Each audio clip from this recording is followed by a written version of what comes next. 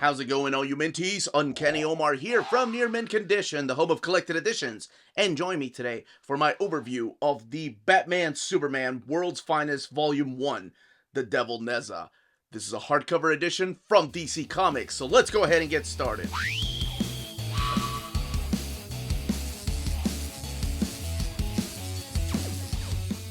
And welcome back, everybody. So what we're looking at here is the latest hardcover in the line of Batman and Superman comics. And it's one that both of them share, so this is World's Finest.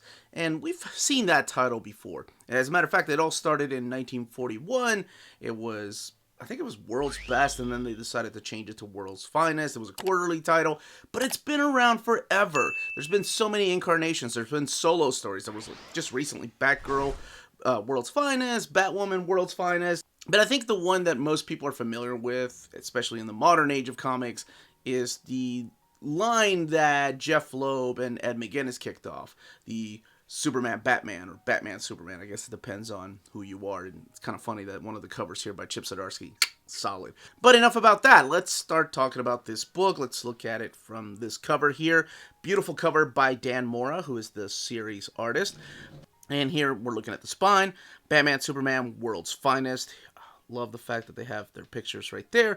The Devil Nezha, Waid, Mora, and Bombovian. I believe it's how you pronounce her name. And get ready, it's time to soar. And that is that back cover right there with this possible new villain right there. This book retails for $24.99. Even though it's not on the spine, on the back, we do have a little volume 1. So that's nice. I'm surprised it's not on the spine. Maybe they're taking that cue from the Epic line, where the Epics don't really have a volume number. They keep the volume number on the back. And we've seen DC do that too with some of the Bronze Age collections. Now let's check it out underneath the dust jacket. So here are your flaps. It's just pieces of artwork of Batman and Superman. And then this piece right here by Francesco Mattina, which is actually a variant cover, but the variant cover looks more like this. So there we go. All right.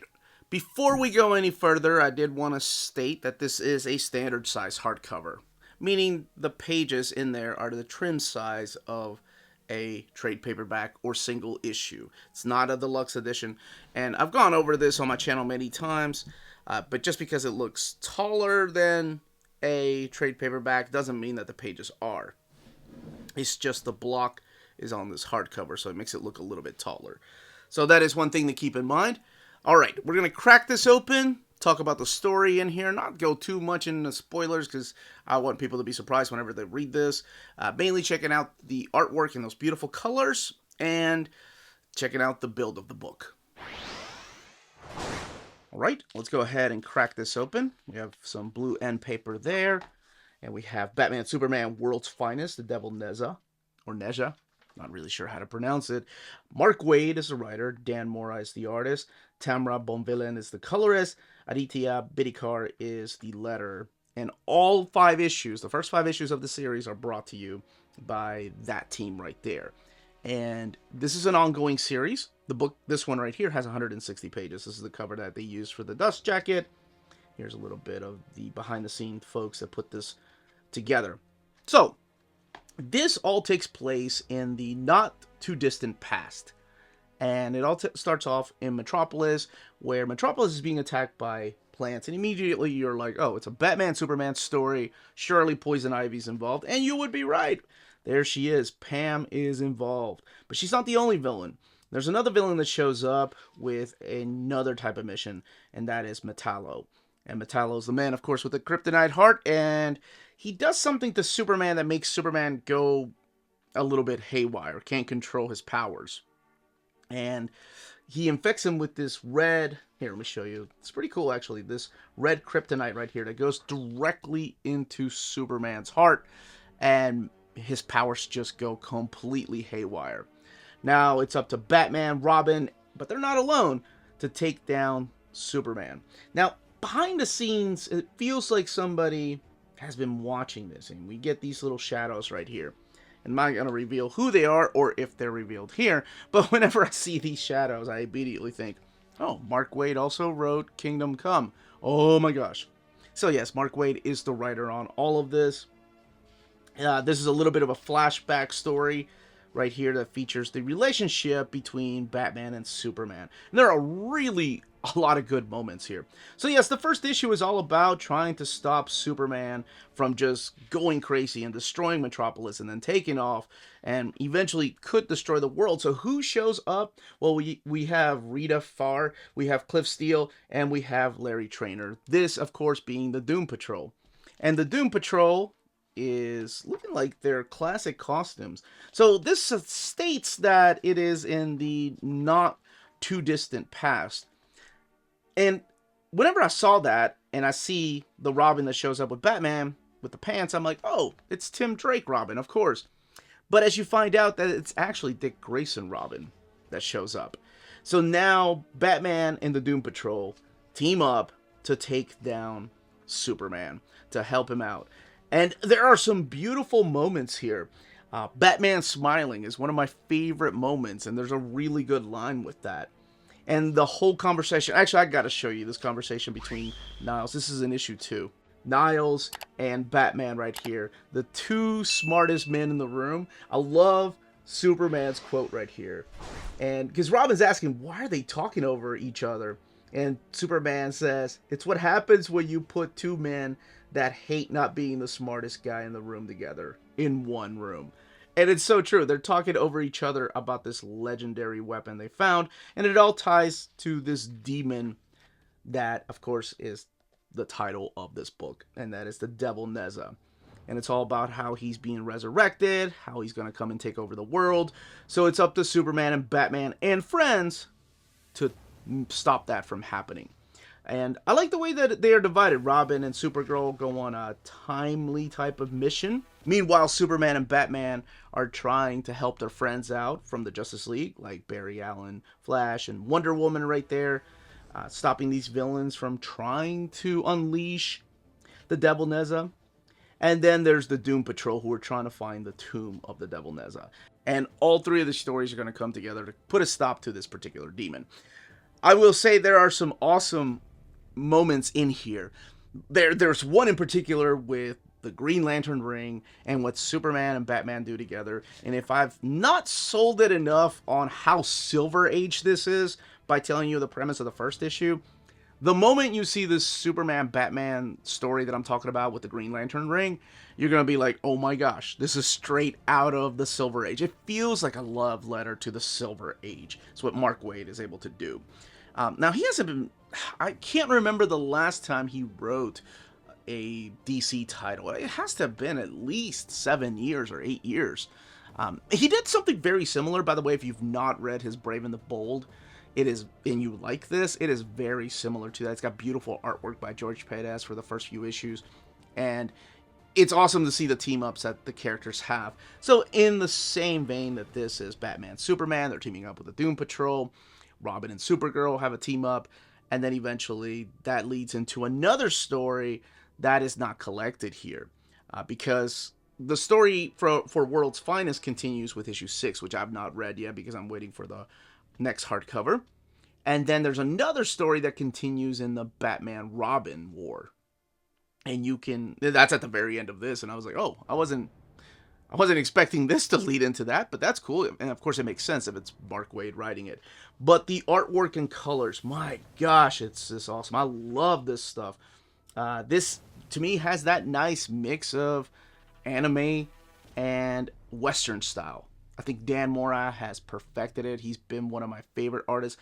My wife likes to call him the super sexy Santa Claus artist, because he is.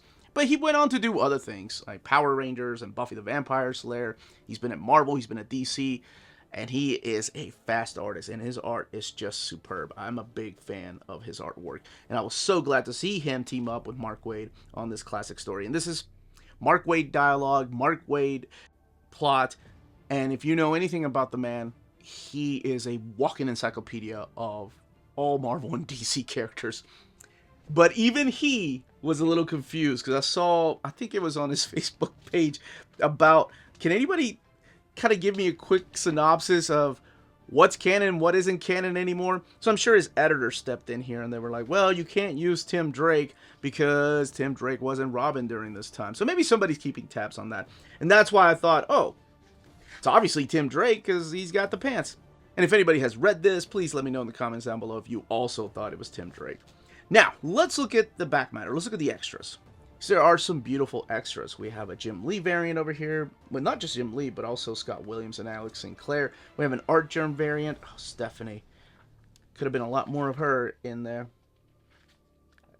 And my favorite variants right here by Chip Zdarsky, where Batman and Superman are arguing who goes on top of the title. It's Batman and Superman, or Superman and Batman, and they're both smacking each other. I love it. This, of course, being one of the Lee Weeks variants that features, is it Asbat? I always mess up what we call him. Azrael Batman, Jean-Claude Valley, almost says Jean-Claude Picard, but no, Jean-Claude Valley and Jean-Paul. What the hell is wrong with me? And Cyborg Superman. There's a beautiful piece right there by Tim Sell. So I'm sure some of these are older that were used for either house ads or posters or covers. I mean, we still see Michael Turner variant covers, and my goodness, he passed away in 2008.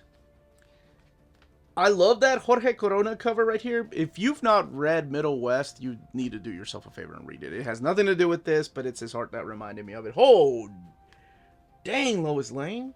Okay. Whew. See why Superman sees in her now. Freddie Williams, the second right here. His art style looking a little bit different. Looks like he's got some, what's his name, Paul Pope in there. Maybe I'm just the only one that sees that. And then other variant covers. By the way, don't let the variants fool you. A lot of this stuff does not happen in this book. Don't expect to see some of these characters or some of these representations of characters that we've seen in the past show up through here. It's only 160 pages, and the variants are just there to sell you on the book. All the way in the back are your the ads for other DC collected editions. Now, let's talk about the build. Okay, 160 pages, and the book does have glued binding. So I'm sure you probably noticed the way that it was laying over towards the front. I mean, it does a pretty good job, all things considered. And the back of the book. That. So maybe the end paper isn't as heavy as they used to make it. The paper, speaking of, is this matte paper that they've been using even in their deluxe editions. So it's not glossy paper. It's this matte paper that they've used. I think it really does feel like the Batman Deluxe Edition Volume 6 by Tom King. But that's the way the paper stock feels. The covers are textless covers. There's no number on them, and there's nothing on the back letting you know what issue you're on. But with the first 5 issues, it's not a big deal. But when you have 55 issues in one omnibus, it becomes a big deal, at least for me. What you're hearing here, this creaking, is actually the hinge right there. It's not that the book is falling apart, but it's just that it's that glue that's still cracking. But that's it. That, as they say, is that. If you're interested in purchasing this book, don't forget to check out our sponsors. If you're in Europe and you're interested in buying these books, definitely check out Walt's Comic Shop in Berlin, Germany. They have the cheapest pre-order prices, flat shipping rate of €12 for all EU countries, emails answered within 24 hours, waltzcomicshop.com, and you can use the code nearmintcondition at checkout and get free shipping for all EU countries with your first order over €40. That's Walt's Comic Shop, your reliable source for omnis and premium collected editions in Europe. Ding! CheapGraphicNovels.com, your online home for graphic novels and collected editions up to 50% off cover price. They have excellent shipping and prompt and helpful service. Check out their bargain deals for up to 90% off cover price. And don't forget, the CGN also takes pre-orders. That way you don't miss out on the hottest releases. And they are currently running a special promotion for you Minties. If you're a first-time customer, after receiving your order confirmation email, reply back to that email and let them know Near Mint Condition sent you their way. They will then apply a free shipping promotional credit to your next order in the US. Cheap Graphic Novels, your source for the hottest books with the kind of deep discount, quality shipping, and customer service that will keep you coming back for more. And that was the content, the page count, and build of this hardcover. Let me know in the comments down below if you're picking the series up, if you're a fan of the original World's Finest, or anytime it's ever had a relaunch. And if you've read this, what you think about the first 5 issues. I freaking loved it. I cannot wait for more.